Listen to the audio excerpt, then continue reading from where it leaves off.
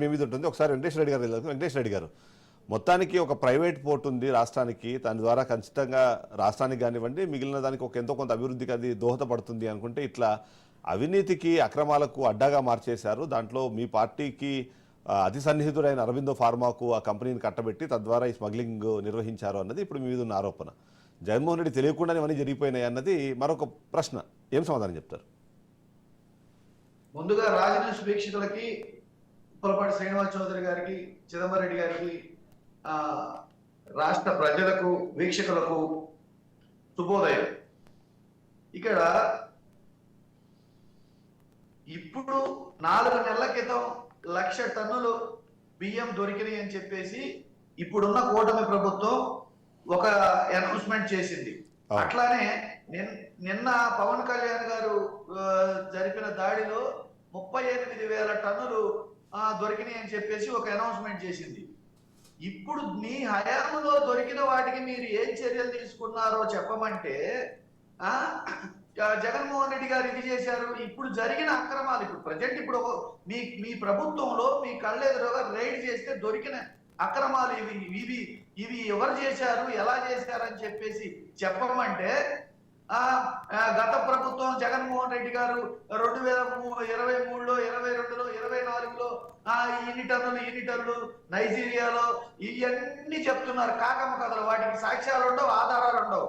కాకమ్మ కథలు, కట్టు కథలు, మన కథల పుస్తకాల్లో కథలు ఉంటాయి చూడండి, ఆ కథలన్నీ చెప్తున్నారు. ఇప్పుడు ప్రభుత్వం అధికారంలోకి వచ్చి 6 నెలలు అయింది. మొదటి నెల ప్రశ్నించినప్పుడు మేము వచ్చి నెలే అన్నారు, రెండో నెల ప్రశ్నించినప్పుడు మేము వచ్చి 2 నెలలే అన్నారు, మూడో నెల ప్రశ్నించినప్పుడు మేము వచ్చి 3 నెలలే అన్నారు. అట్లా 6 నెలలు అయింది. ఇప్పుడు 6 నెలల్లో సాగు పత్రాలు రిలీజ్ చేయడం, గత ప్రభుత్వం ఇది చేసింది, గత ప్రభుత్వం అది చేసింది అని చెప్పడం, ఇవన్నీ ఎందుకు చెప్తున్నారంటే, పవన్ కళ్యాణ్ గారితో ఒక స్లోగన్ ఉంది, మనల్ని ఎవడరా ఆపేదని. స్టీల్ ప్లాంట్ అమ్మితే మనల్ని ఎవడరా ఆపేదని, ఉద్యోగాలు తీసేస్తే మనల్ని ఎవడరా ఆపేదని, ఆడబిడ్డల మాన ప్రాణాల గురించి ప్రశ్నిస్తే మనల్ని ఎవడరా ఆపేదని, ఇట్లానే విజయవాడ దాంట్లో అవినీతి జరిగితే మనల్ని ఎవడరా ఆపేదని, సూపర్ 6 ఎత్తేస్తే మనల్ని ఎవడరా ఆపేదని, అసెంబ్లీలో అబద్ధాలు ఆడితే మనల్ని ఎవడరా ఆపేదని, వాళ్ళు ఇష్టం వచ్చినట్టు వాళ్ళు చేస్తూ మళ్ళీ గత ప్రభుత్వం మీద నిందలేస్తున్నారు. ఇప్పుడు ప్రజలు సఫర్ అవుతుంది దేని మీద? ప్రజలు ఇప్పుడు సఫర్ అవుతుంది దేని మీద? ఇప్పుడు జరిగిన అన్యాయాలు వెలుగులోకి వచ్చింది. ఎప్పుడు వచ్చినాయి? ఎవరు చేశారు? వీటి గురించి విచారించి చర్యలు తీసుకోవాలి. వాళ్ళు అంటుంది ఏంటంటే, మీరు 5 ఏళ్ళు అధికారంలో ఉన్నప్పుడు అక్కడ ఉన్న అధికారులకో లేకపోతే అక్కడ ఉన్న కాంట్రాక్టర్లకు ఒక అక్రమార్జన అన్నదాన్ని ఒకటి అలవాటు చేసి వెళ్ళిపోయారు, అందులోంచి బయటపడలేకపోతున్నారు, అందుకే ఇంకా కంటిన్యూ అవుతున్నాయి, వాటిని నిలువరించే ప్రయత్నమే ఇదంతా, అందులో భాగంగానే నేను లోపలికి వస్తాను అంటే 10,000 మంది ఉద్యోగాలు పోతాయి అంటున్నాను ఆపారు అనేది పవన్ కళ్యాణ్ చేసిన వ్యాఖ్య. ఎందుకంటే అక్కడ కూడా ఒక హ్యూమన్ మాటల్లోనే ఒక మాట చెప్తాను నేను. పవన్ కళ్యాణ్ గారి మాటల్లోనే లా అండ్ ఆర్డర్ గాడి తప్పింది, పరిపాలనా వ్యవస్థ పక్కదారి పట్టింది, అధికారులు మా మాట వినట్లేదు, ప్రజల సమస్యలు మేము తీర్చలేకపోతున్నాము, ప్రజల్లోకి వెళ్తే మమ్మల్ని తిడుతున్నారు, ఇంకెందుకంటే మీకు పరిపాలన, రాజీనామా చేయండి, రాజీనామా చేయండి.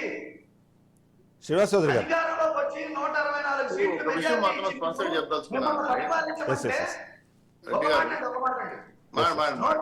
సీట్లు సీట్లు ఇచ్చి అత్యధిక మెజార్టీ ఇచ్చి మిమ్మల్ని పరిపాలించమని ప్రజలు తీర్పిచ్చారని మీరు అనుకున్నప్పుడు, మీరు అత్యధిక బలం ఉందని మీరు అనుకున్నప్పుడు, మీకు అధికారుల మాట వినట్లేదా?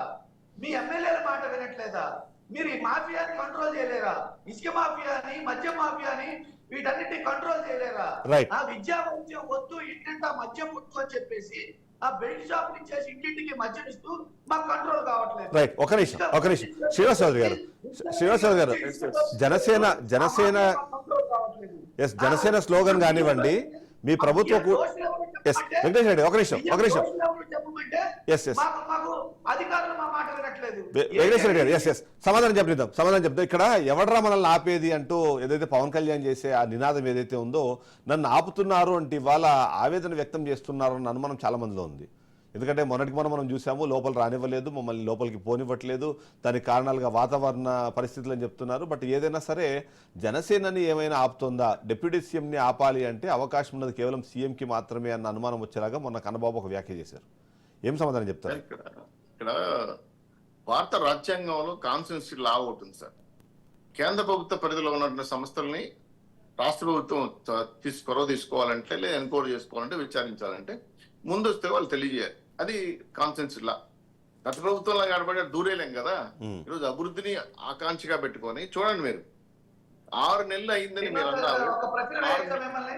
ఎస్ ఎస్ ఎస్ ఎస్ ఒక ప్రశ్న వేయచ్చా? అడగండి. ఆధారాలు లేకుండా, విచారణ జరగకుండా, ఎవరు నేరం చేశారో తెలియకుండా గత ప్రభుత్వం మీద మీరు నిందారోపణలు ఎందుకు చేస్తున్నారు? Right. ఇది నిందల ఆరోపణల వాస్తవాలా? Yes yes sir, sir. సమాధానం చెప్తారు దానికి కూడా. Yes clear. ఇప్పుడు గత ప్రభుత్వంలో ఆధారాలు లేకుండా ఏ ఒక్కటి కూడా నిందలుగా వేయటం లేదు. మాకు బియ్యం రవాణాకు సంబంధించి పూర్తి లెక్కలతో సహా మీకు ముందు పెట్టాను. అలాగే ల్యాండ్ శాండ్ మైన్ విషయాల్లో శ్వేతపత్రాలు చేసిన పైన కూడా ఆధారాలు తీసుకొచ్చి ముందర పెట్టారు ప్రభుత్వం. అలాంటప్పుడు శాసనసభ సాక్షి ఒక నిమిషం వెంకటరెడ్డి గారు మీరు మళ్ళా అలాంటప్పుడు పట్టించారు. దోషులు ఎవరు? శాసనసభ ఉండండి సార్, చెబుతాను ఉండండి. yes, yes, yes. అలాగే శాసనసభ సాక్షిగా అనేక అంశాలపైన చంద్రబాబు నాయుడు గారు చాలా క్లియర్ గా క్లారిటీగా ఇచ్చారు. రాష్ట్ర బడ్జెట్ కానీ అప్పుల విషయాలపైన కానీ. కాకపోతే సమస్యలు ఏంటంటే 6 నెలల్లో రాష్ట్ర ప్రభుత్వం చేసింది అమరావతికి చెంగిల్ క్లీనింగ్ చేసి 36 కోట్ల రూపాయలు ఖర్చు పెట్టి అమరావతి పనులు సురువు చేశారు. 15,000 కోట్ల రూపాయలు కేంద్ర ప్రభుత్వం లొకేట్ చేసింది. ఇది జగన్మోహన్ గారు పోయిన తర్వాత రైల్వే జోన్ కి ల్యాండ్ ఇవ్వడం జరిగింది. 11 అంతస్తుల భవనానికి ప్లానింగ్ జరుగుతోంది, వర్క్ జరుగుతోంది. పోలవరం డబ్బులు కేటాయించారు.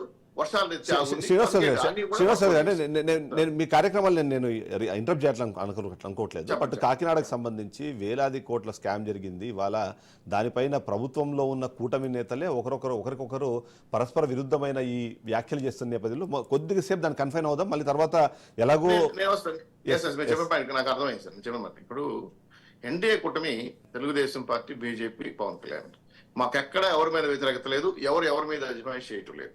పవన్ కళ్యాణ్ గారు వెళ్ళొచ్చు, విచారించవచ్చు, డిప్యూటీ సీఎం గా మాట్లాడచ్చు. ఇక్కడ రాష్ట్ర ప్రభుత్వం అబ్జెక్షన్ చేయట్లా, రాష్ట్ర ప్రభుత్వం విచారణ చేయమంటా ఉంది.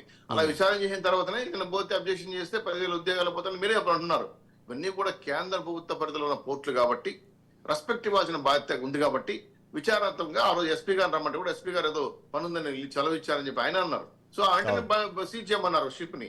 చేసిన తర్వాత మళ్ళీ కలెక్టర్ రూల్స్ ప్రకారం. అయితే బియ్యంలో 2 రకాలు ఉన్నాయి. రేషన్ బియ్యం తరలించేది ఒక రకం, ప్యాడీ పేరుతో రైతుల దగ్గర కలెక్ట్ చేసి తక్కువ రేటుకి వేరే దేశానికి స్మగుల్ చేయడం ఇంకో రకం. ఇప్పుడు ఏదైతే రేషన్ బియ్యం ఉందని ఆపేశాం, రిమైనింగ్ దేశ విదేశాలకి రైతులకు పండించి పంట విషయం పైన మేజమై చేయలేం, అది వాళ్ళు అమ్ముకుంటారు, అది విదేశీ మార్కెట్. అయితే రేషన్ బియ్యం జరిగిన అక్రమం మాత్రం ఖచ్చితంగా నిర్ధారించారు. ఇది ఆధారాలు సార్ దొరికాయి. దోరపూడి చంద్రశేఖరరావు ముద్దాయి తెలిసింది. ఎప్పుడైతే పోర్టు వేరే వాళ్ళ చేతుల్లో మరి స్మగ్లింగ్ ఆధారంగా మారిందో అప్పటి నుంచి ఇంకొంచెం భారీగా పెద్ద ఎత్తున స్మగ్లింగ్ జరిగింది. కాబట్టి దీని మీద 100కి 100 సాక్ష్యాధారాలతో సహా మనోహర్ గారు, సివిల్ సప్లై మంత్రి గారు నిన్న ప్రెస్ మీట్ కూడా చెప్పారు, ఉన్న ఇన్ని టన్నులు ఈ ప్రకారం పోయిందని. కాబట్టి ఖచ్చితంగా రైసును స్మగ్లింగ్ చేయడం అనేది భారతదేశంలో పెద్ద నేరం, అది మీకు కూడా తెలుసు. ఆ చట్ట ప్రకారం లైఫ్ పడుతుందని కూడా మనకు తెలియదు. కానీ ఇలాంటి సంస్థలు స్థాపించి పోర్టుల ద్వారా అక్రమంగా తయారు చేసిన ఇతర అంటే నాట్ ఓన్లీ రైస్, మిగతా విషయాలపైన కూడా పెట్టాల్సిన అవసరం, దృష్టి పెట్టాల్సిన అవసరం ఉంది. కాబట్టి ఈరోజు ఎన్డీఏ కుటుంబంలో లోకలు ఉన్నాయి, వాళ్ళు కూడా పడుతుంది. మా కుటుంబానికి చాలా స్పష్టంగా క్లారిటీ ఉంది, మాకు ఇబ్బంది ఏమీ లేదు, మేము ఇంకా 10 ఏళ్ళు పరిపాలించే అవకాశం ఉందని పవన్ కళ్యాణ్ గారు చెప్తున్నారు. అయితే విమర్శించేటప్పుడు అక్షరాలు లేవు. ఇప్పుడు చర్యలు తీసుకోకపోతే మీరు ఎలా అరెస్ట్ అవుతున్నారు, జైలుకి వెళ్ళకపోతున్నారు, ముందస్తు బెయిల్కి అవసరం పడుతున్నారు చెప్పండి. ఖచ్చితంగా చర్యలు చట్ట ప్రకారం తీసుకుంటున్నారు. అయితే ప్రాసెస్ జరుగుతుంది, ఒక ప్రాసెస్ ఉంది. ఆ ప్రాసెస్ ప్రకారం మీరు అలాగా ఎద్దునింది కదా గట్ల గట్టని చెప్పలేం కదా. గత ప్రభుత్వం నిందలంటే చేసిన తప్పులు చెప్తారు. వెంకటేశ్వర రెడ్డి గారు, శ్రీనివాస్ చౌదరి గారు, చెప్పండి. మీరే దోషులు ఇంకా విచారించాలి, దోషులు ఎవరో తేల్చాలని మీరే అంటున్నారు. మళ్ళీ దోరపూడి చంద్రశేఖర్ రెడ్డి గారు దోషి అంటున్నారు. దోరపూడి చంద్రశేఖర్ రెడ్డి గారు దోషి అయితే మీరు ఎందుకు ఆయన మీద చర్యలు తీసుకోలేదు? తీసుకోకుండా ఎందుకు ఈ ఆరోపణలు చేస్తున్నారు? వెంకటేశ్వర రెడ్డి గారు చాలా మంచి ప్రశ్న సమాధానం చెప్తున్నారు. ఇప్పుడు చంద్రశేఖర్ చంద్రశేఖరరావు గారు దోషం తేలిన తర్వాత ఇన్ని టన్నుల బియ్యాన్ని ఒకడే సమీకరించలేరు కదా. దీనికన్నా ఏ స్మగ్లింగ్ ఉంది, ఎవరు ముట్టా ఉన్నారు, ఎవరైనా రేషన్ బియ్యం స్మగ్లింగ్ చేస్తారు, ఎక్కడి నుంచి సివిల్ సప్లై కూడా నుంచి వస్తారా, ఇవన్నీ కూడా విచారణ. నాట్ ఓన్లీ చంద్రశేఖరరావు గారు దోడంపొడి, మిగిలిన వాళ్ళు కూడా ఉన్నారు కాబట్టి విచారణ దృక్పథంలో వెళ్తున్నారు. ఖచ్చితంగా ఇది తాడేపల్లి చూస్తున్నారు, ఆ సకల శాఖ మీద చూస్తారా, అందరిని పట్టుకొస్తారు, చూపిస్తారు. మీకు గతంలో మీరు అదే 8 విషయాలు చెప్పారు, అందరూ చూపించి జైలు పెట్టారు. ఇప్పుడు ఇవి అదే చూస్తారు సార్, ఎవరిని తప్పు సోషల్ మీడియాలో ప్రశ్నించే వాళ్ళని పెట్టారు. ఇప్పుడు మనతో పాటు జనసేన సోషల్ మీడియా విషయం పెద్ద విషయం, అది మాట్లాడతాను. అది సబ్జెక్ట్ ఆ పాయింట్ లో కొద్ది ఇప్పుడే మనము శివదత్త గారు జాయిన్ అయ్యారు జనసేన పార్టీ నుంచి.